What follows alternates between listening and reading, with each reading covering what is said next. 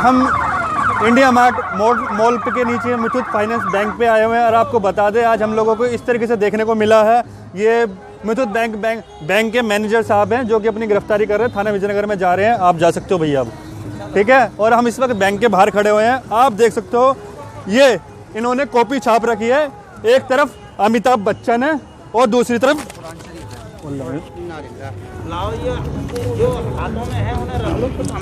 सुनो इनको रखो।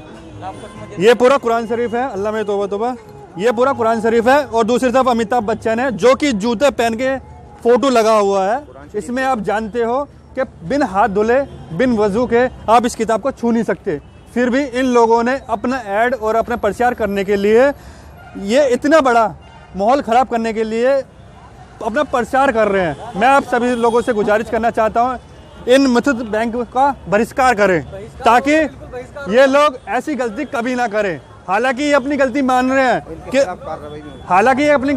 हैं हाथ जोड़ रहे हैं, लेकिन हाथ जोड़ने से कोई मतलब नहीं है क्योंकि ये खुद बता रहे हैं, तो क्या नाम है, दिसंबर से ये हमने लाखों की तादाद में हेड क्वार्टर से, हेड ऑफिस से अलग अलग ब्रांच में भेजी गई है। हर ब्रांच को कम से कम 2-2 हज़ार बुक्स दी गई है। आप जानते हो दिसंबर से अब तक कितनी बढ़ चुकी होगी। और हर तरीके के लोग यहाँ पर बैंक में आते हैं, लोन के लिए आते हैं। और हर महिला के साथ एक बच्चा आता है जो कि कोई भी उठाता है और ले जाता है। और इस कुरान शरीफ का मतलब कुछ लोग नहीं जानते, जो पढ़े लिखे हैं वही जानते, जो नहीं जानते वो लोग अपना यहाँ इसको देखा और काम का नंबर देखा, एडिट नंबर देखा और काम हो गया तो ठीक है, नहीं हुआ तो फेंक दिया। मतलब कि कुरान की साफ तौर पे तौहीनी है। मैं अभी सभी साथियों से कहना चाहता हूँ इस मुथूट बैंक का बहिष्कार करें। अस्सलाम वालेकुम। चलो शांति से इनको समझाओ वरना ये हम लोगों के ऊपर से जाएंगे, मानते हो? जय जवान जय किसान। देखिए दिल्ली पुलिस भी इनको ये जय जवान जय किसान का नारा लगा रहे हैं। यहाँ पे किसान भी ये करे हुए हैं जिस तरीके से यहाँ पे देखिए किस तरीके से यहाँ पे। एक बहुत छोटी सी बात है, स्वान को और गऊ को श्रद्धा पूर्वक देने से दिन सुबह, दिन के, दोपहर के, रात के किए गए पाप मिट जाते हैं और कई पापों का प्रायश्चित होता है स्वान को देने से,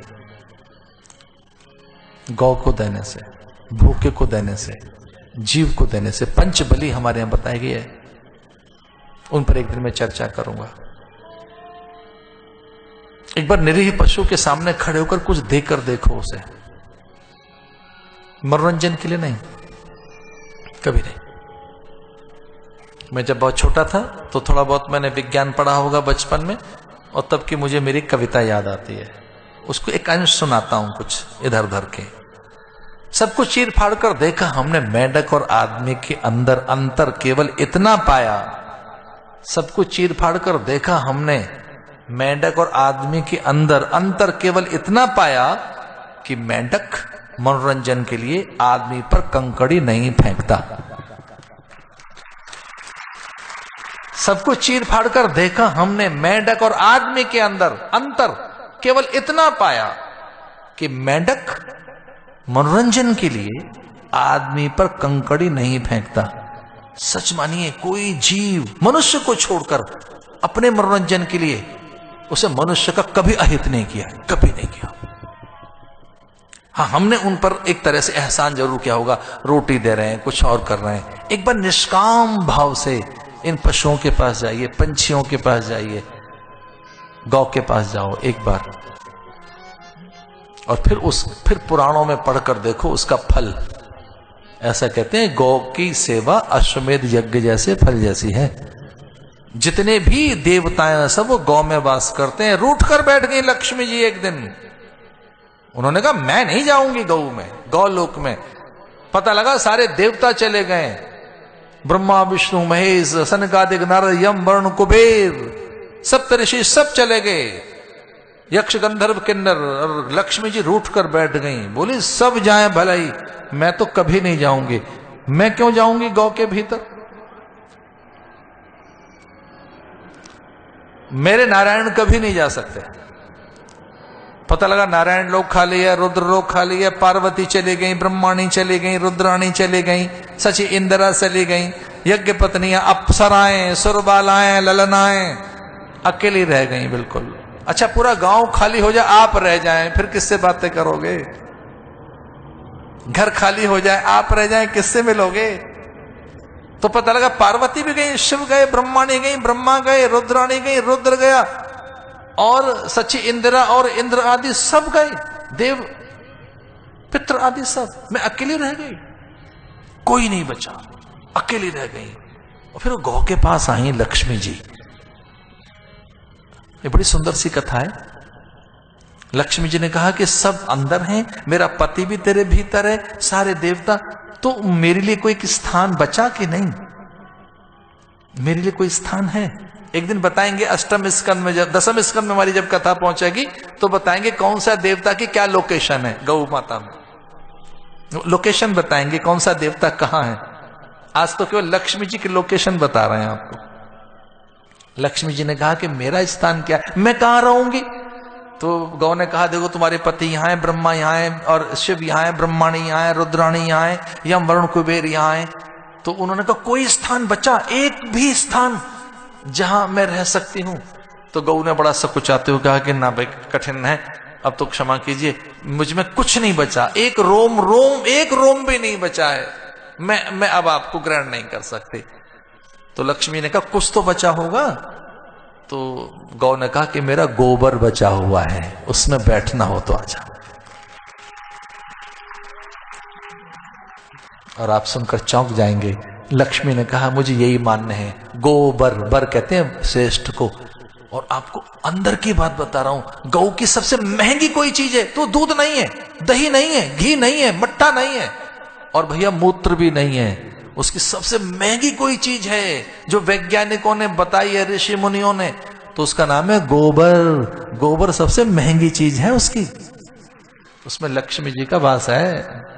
गोबर, बर कहते हैं श्रेष्ठ को। गौ की श्रेष्ठ वस्तु, गौ की उत्तम वस्तु, गौ की मूल्यवान वस्तु कोई है तो गोबर है। आइए चलो एक और बात सुने। ये मूत्र में कौन है? सारी नदियों ने अभिमान के साथ कहा हम सारी नदियां चली गई, गंगा ने मना कर दिया। गंगा ने कहा दी कि हमको भी गौ में जाना पड़ेगा। गंगा जी कहां है? मूत्र में गंगा जी का वास है। गंगा जल और मूत्र की कल्चर करके देखिए, एक गौ का मूत्र और गंगा जल एक चीज है। आपको एक और चौंकाने वाली बात बताएं, केवल गौ का मूत्र ही ऐसा है, इसे औटाओगे तो मावा बन जाएगा, खोया बन जाएगा, और किसी का मूत्र मावा नहीं बनता। गाय के मूत्र को औटाइए और उसे उबालिए तो क्या बन जाएगा? मावा। उसकी गोलियां बनाकर रख लो, हेडेक में काम में आएंगी। उसकी गोलियां बन रही हैं, मावा बनता है उसका, उसे औटाओगे। किसी भी प्राणी के मूत्र को औटाने से मावा और खोया नहीं बनता, उससे बनता है। फिर गौरोचन कैसे बनता है, गाय के खुर से क्या मिलता है, पूछ से क्या मिलता है, एक एक करके बताएंगे। सारी चीजें आज नहीं, दसवें स्कंद में एक बार गौ माता को आ जाने दीजिए, फिर लोकेशन से बताएंगे कौन सी चीज क्या है। लेकिन यह सच है कि अगर बहुत आप अवसाद में हैं तो गौ माता को छू लीजिए, अवसाद आपका भाग जाएगा। अवसाद कहते हैं डिप्रेशन को। अगर आप अवसाद में हैं, भय चिंता में हैं, तो गौ के पास जाइए।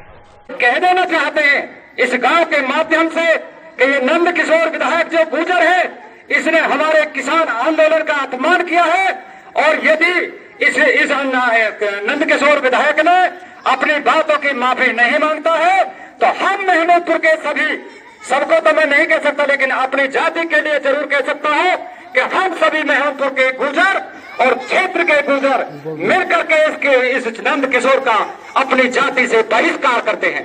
किसान एकता, किसान एकता, किसान एकता। अपने माध्यम से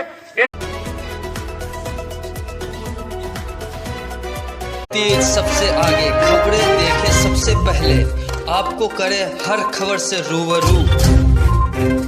आगे ऐसे और खबरें देखने के लिए rvnews.live को सब्सक्राइब करें, हमारे चैनल के साथ बने रहें। बदलेगा खबरों का अंदाज बदलेगा, खबरों का मिजाज बुलंद होगी जनता की आवाज, आपका सरोकार, असल मुद्दों की पुकार, पत्रकारिता की धार, खेत खलियान, महिलाओं का सम्मान, देश के नौजवान, जनता मांगे समाधान, सड़क पर घमासान, भ्रष्टाचार से परेशान।